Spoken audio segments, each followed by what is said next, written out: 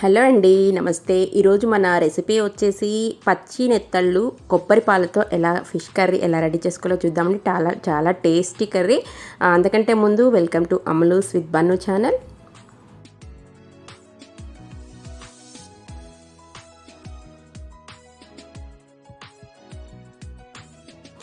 So ఇవి పచ్చి నెత్తళ్ళు అండి, మనకి అందరికీ తెలిసే ఉంటుంది. సో ఇవి చాలా క్లీన్ చేసుకొని మనం దీన్ని మ్యారినేట్ చేసి పెట్టుకోవాలి. ఉప్పు కారం పసుపు వేసుకొని కొంచెం నిమ్మకాయతో.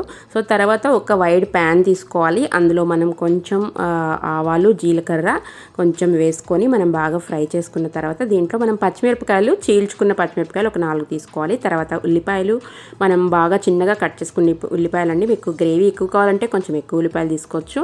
ఇక్కడైతే నేను 4 ఆనియన్స్ తీసుకున్నాను. బాగా కొంచెం మగ్గిన తర్వాత మనం అల్లం వెల్లుల్లి పేస్ట్ హోమ్మేడ్ తయారు చేసుకుంది వేసుకుంటే చాలా టేస్ట్గా ఉంటుంది. సో దీన్ని మనం బాగా వేపేసుకోవాలండి. ఇలా వేపుకున్న తర్వాత టమాటాలు ఒక 4 టమాటోస్ ఇక్కడ తీసుకున్నాను. దీన్ని చాలా చిన్న ముక్కలుగా కట్ చేసుకొని ఇవి కూడా అందులో వేసేసుకొని మనం బాగా మగ్గించుకోవాలి.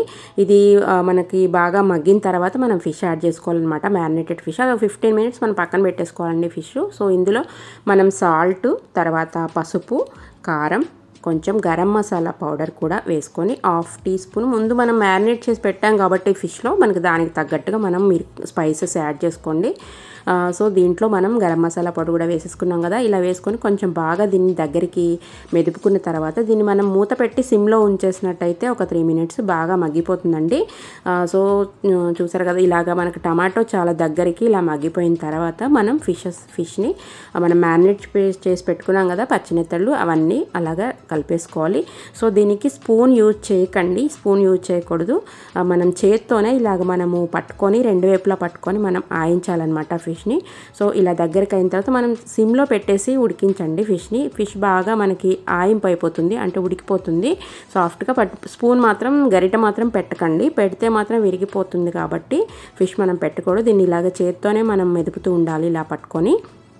సో దీంట్లో మనం కొంచెం గ్రేవీ కోసమని మనం వాటర్ యాడ్ చేసుకోవాలండి. వాటర్ ఒక 1/2 గ్లాస్ వాటర్ సరిపోతుంది.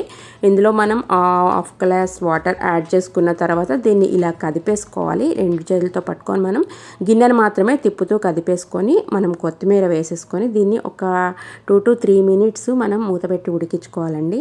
సో ఉడికించిన తర్వాత మనం ఫ్రెష్గా కోకోనట్ తీసుకొని మనం దాని థిక్ మిల్క్గా రెడీ చేసుకొని ఇలాగ 1 కప్పు ఇందులో పోసేసుకొని మళ్ళీ మూత పెట్టిన తర్వాత మనం కొంచెం కొత్తిమీర వేసేసుకొని బాగా ఆయించుకోవాలి. సో ఇలాగ ఉడికిపోయిందంటే ఈజీ ఫిష్ కర్రీ చాలా టేస్టీగా రెడీ అయిపోతుందండి. కొంచెం వాటర్ మొత్తం ఇగురులాగా రెడీ అవుతే చాలా టేస్ట్గా ఉంటుంది. సో వేడివేడి అన్నంలో నాన్ వెజ్ ఫుడీస్ చాలా ఇష్టపడి తింటారు. సో విలేజ్ ఫుడ్ ఒక రకంగా. సో ఇది మీరు కూడా ట్రై చేయండి ఫ్రెండ్స్, చాలా టేస్ట్గా ఉంటుంది.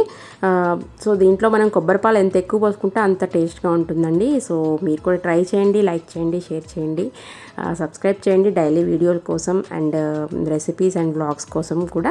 థ్యాంక్స్ ఫర్ వాచింగ్ అండి. Thank you so much. ఇందులో ఈ ఫిష్లో కాల్షియం కూడా చాలా ఎక్కువగా ఉంటుందండి. సో చిన్నపిల్లలకి చాలా హెల్తీ ఫుడ్ ఆల్సో ఇది మనం ఇవ్వచ్చు. ఫిష్ కూడా ఒక్కటే ముళ్ళు ఉంటుంది కాబట్టి ఈజీగా తీసేసి పిల్లలకి మనం పెట్టవచ్చు, చిన్న పిల్లలకి కూడా పెట్టచ్చు అండి ఇది. So thanks for watching friends and thank you so much. Next రెసిపీలో మనం కలుసుకుందామండి. అంతవరకు నమస్తే.